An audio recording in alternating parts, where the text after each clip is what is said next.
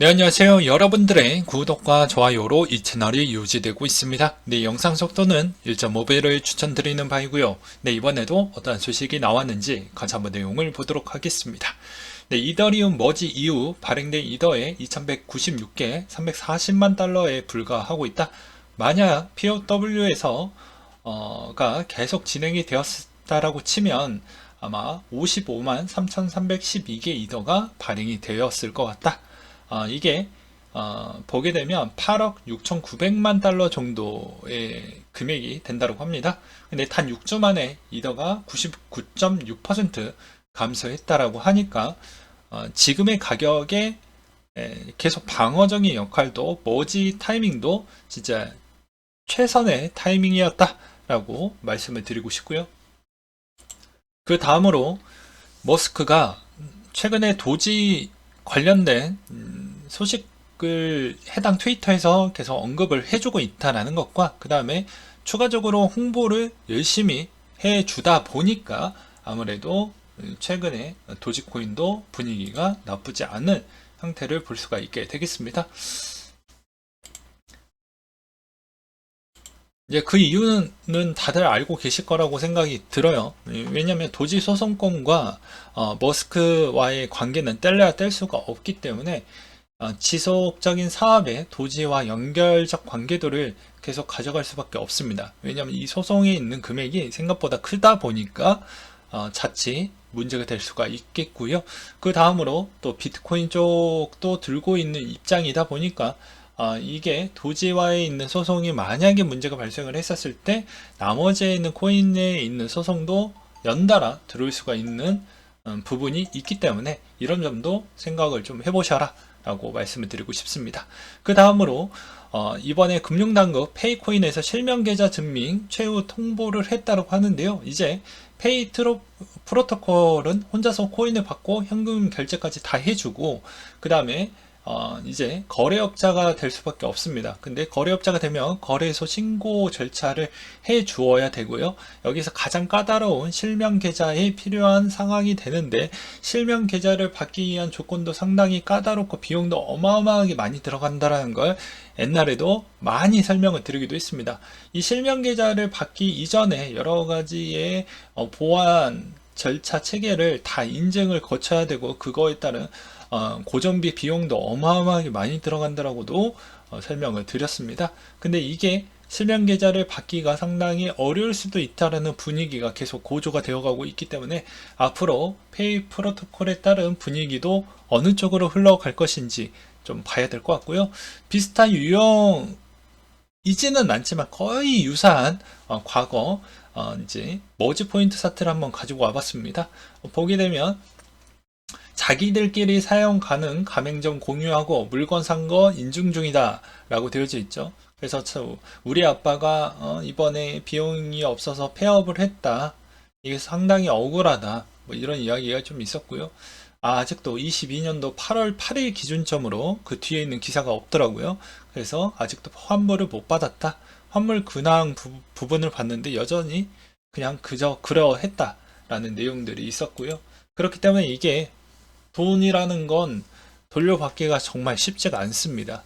그래서 신중하게 투자도 해야 되고 만약에 뭐 어떤 걸 사용을 한다라고 해도 약간의 있는 규모를 좀 있는 쪽으로 사용하시길 바라겠고요. 그 다음으로 이믹스 관련된 또 간담회 소식이 있어서 한번 또 준비를 해 보았는데요. 자, 위메이드 대표 이믹스 마이크로소프트와 함께 할 게 많다라는 이야기가 나왔고요. 여기에서도 이제 위믹스 유의 해제 소명 시나리오를 보게 되면 전환사채 빌려온 현금은 위믹스 달러 담보금으로 사용이 될 것이며 코코아 파이낸스 대출금이 상환이 되고 담보금 예비금 6,280만 위믹스 재단 물량으로 다시 귀속이 될 것이다. 추가 거래소로 아직 선고 안된 위믹스가 장영국이나 박간호 물량으로 재단을 위해 일부 귀속이 될 것이며 바이백 없이 기존 유통계획의 2.4개 회기 가능이 될 것 같다. 그래서 생각해 볼 점은 전환사채는 주식을 찍어내고 빌려온 자금이고 발행량 대비 상당히 높은 비율로 전환사채가 가능하다라는 거.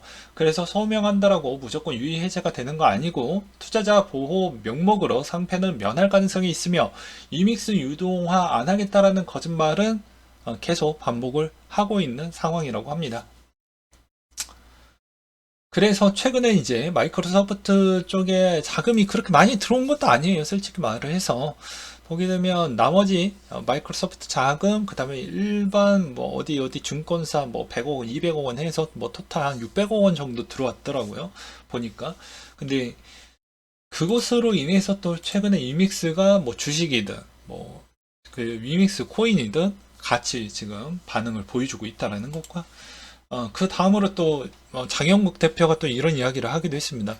최근에 우리 해외 거래소 상장 계속 문을 두드려 보겠다.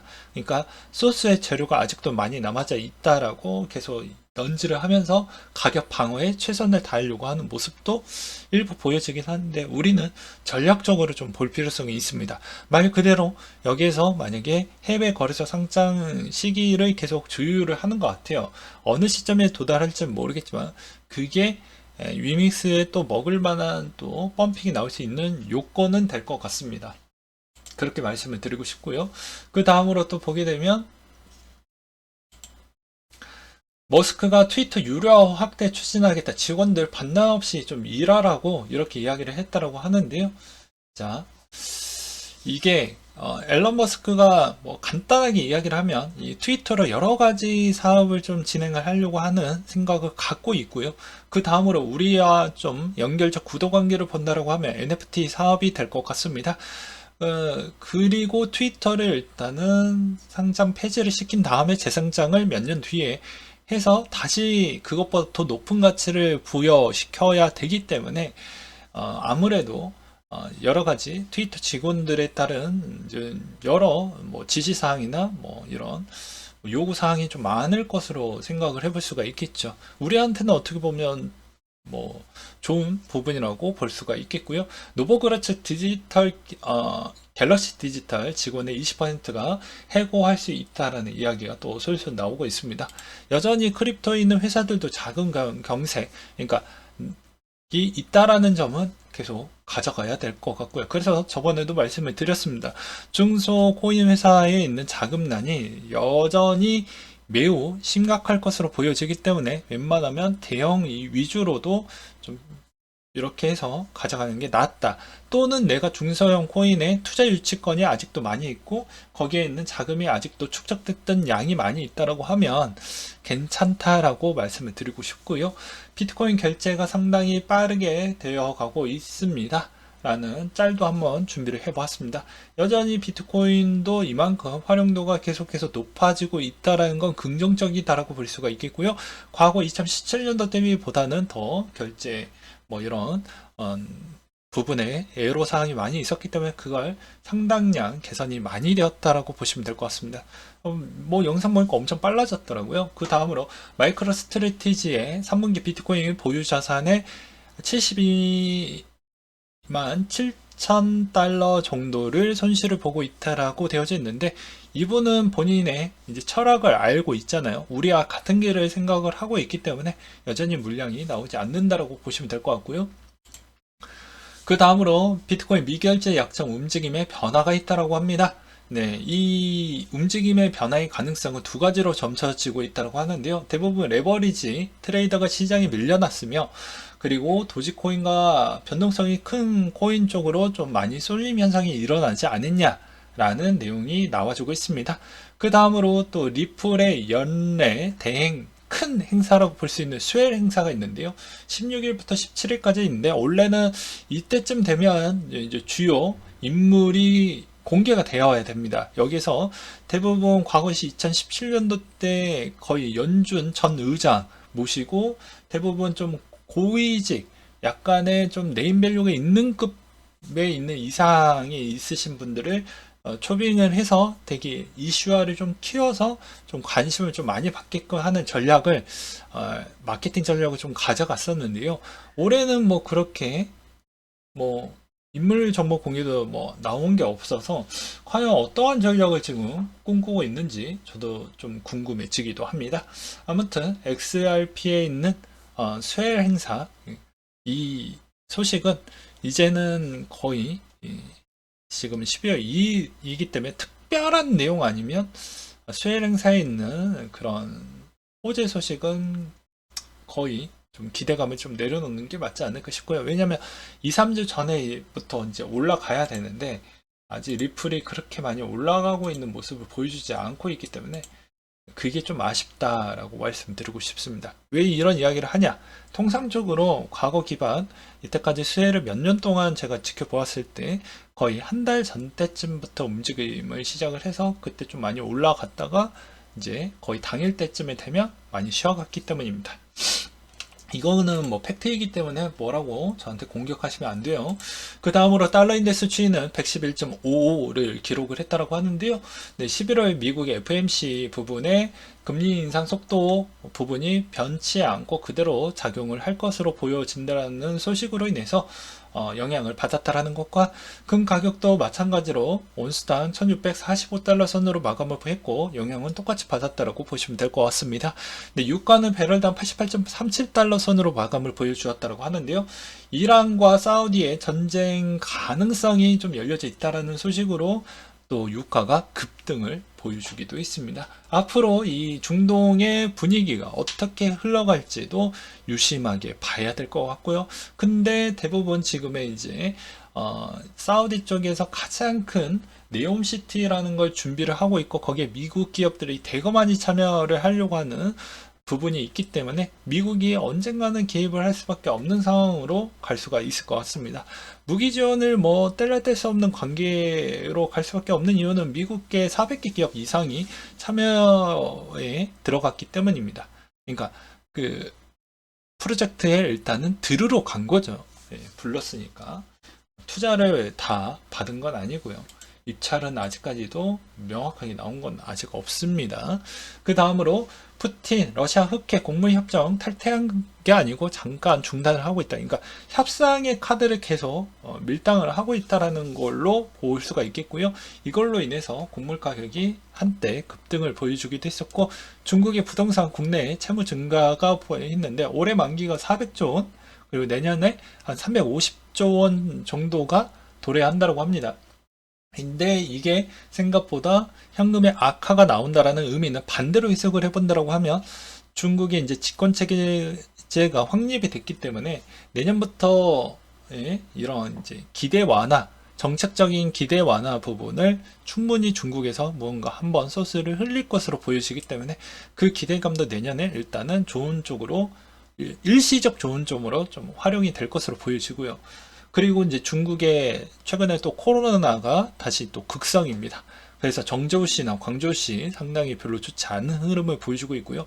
베이징도 일단 타이트하게 관리를 하고 있습니다. 뭐 두 가지 이유가 있겠는데요. 하나는 뭐 아무래도 자기의 집권 체제에 반대하고 있는 사람이 직결하면 안 되니까 그런 점도 있겠거니와 그 다음으로 또 뭐 아무래도 농업 중심의 대부분 고연령자 중심으로 되어져 있다 보니까 그 접종률 추이가 뭐 45%밖에 안 된다. 최대한 80%대까지 올려놓기 위해서는 내년 5월, 6월 달 때까지는 기다려야 된다. 뭐 이런 이야기가 있었습니다. 그래서 참고하시기 바르겠고요. 바이든 기름값 낮춰라 석유사 연일 압박이라고 했는데 뭐 현재세를 머물겠다 상반기 때부터 계속 이야기를 하다가 지금까지도 아직도 그냥 언론 플레이로만 그냥 하고 있다라고만 보시면 될 것 같고요. 노동 지표에 따라 12월 금리 인상폭은 영향을 좀 받을 것 같다. 12월에 우리는 11월 달에 있는 게 별로 중요하지 않았습니다. 12월에 어떤 뉘앙스가 나오고 그게 이제 나중에 내년에 있는 이야기도 참 분명히 물어볼 것으로 보여지기 때문에 연준에 있는 발언이 내년 전략과 12월 전략이 어떻게 바뀔 거냐. 11월은 다 0.75를 생각을 하고 있기 때문이죠. 왜 그러냐. 실업자 한 명당 구인 건수가 1.9명으로 올라왔고 그게 오히려 변한 게 없었다라는 것입니다. 그리고 미국의 노동시장도 여전히 강세를 보여주고 있다라는 게 이번에 11월 달에 별로 기대가 없다라는 것이죠. 그래서 12월 달 부분에 있었을 때 점도표도 나오게 되고 3개월마다 나오게 되거든요. 점도표도 나오게 되고 그 점도표가 내년에 있는 흐름과 내후년에 있는 흐름도 우리가 유사하게 확인을 해볼 수가 있기 때문에 그런 점도 좀 유심하게 보자. 무디스 수석 이코노미스트가 일자리 공석이 사라지고 실업률이 조금 오른다면 이상적인데 아직은 조금 아쉽다라는 이야기가 나왔었고요. 이제 11월 8일에 있는 이 중간선거 하원 부분과 상원인데 하원은 거의 공화당이 압승을 할 것으로 보여지고요. 상원도 공화당이 우세할 것이다라는 분위기가 앞으로 이제 바이든의 이제 식물 대통령이 될 수 있는지 아닌지 이것도 유심하게 봐야 될 것 같습니다. 그 다음으로 또 보게 되면 여전히 많은 자발적 퇴직 부분이 높다라는 건 돈이 많다라는 거죠. 여유로우니까 자발적 퇴직률이 높다라는 것이겠죠. 그래서 블랙록 채권 CIO가 파월은 강경한 목소리를 계속 낼 거고 내년 말까지는 인하를 하지 않을 것 같다. 이분의 주장입니다.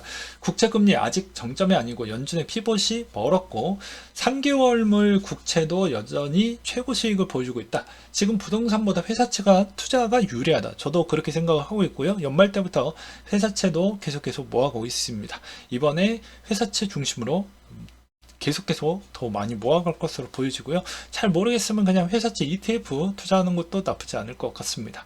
급격히 줄어드는 일본의 외환 보유액 추이도 유심하게 봐야 될 것 같은데요. 이 외환 보유액 추이가 떨어지고 있다는 거, 미국채 비중도 영향을 줄 수가 있다는 것이겠죠. 그래서 이렇게 좀 보시길 바라겠습니다. 여전히 혼돈에 있는 시장이고, 그 다음에 뭐 북한과 한국 간에 있는 긴장감, 전쟁의 긴장감도 지금 돌고 있는 상황이기 때문에 지금 상당히 신경 쓸 게 너무 많은, 진짜 단안한 2022년도인 것 같습니다. 진짜로.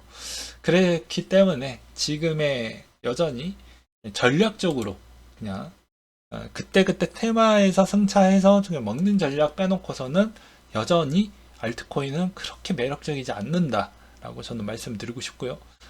그리고 그냥 추세적으로 만약에 접근하려고 하시는 분들은 여전히 비트 이더 쪽으로 가는 게 맞다라고 말씀을 드리면서 이상으로 마치도록 하겠습니다.